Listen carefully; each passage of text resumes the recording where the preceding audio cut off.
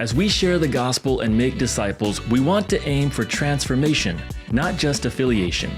Now, affiliation is great because it means someone has recognized who Jesus is and begun to openly identify with him.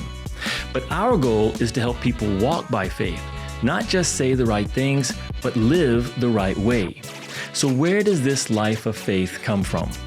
It starts when people develop certain beliefs about Jesus, that he's real, that he's alive, that he wants us to know and follow him, that he's the rightful ruler of this world and worthy of our devotion, that he's coming again soon, and that the way we live in this world matters, especially how we treat Jesus.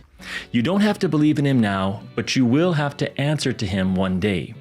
When someone believes these things and builds their life around them, it's called faith, and it leads to a transformed life. Our goal is to be those kinds of people and to make those kinds of disciples.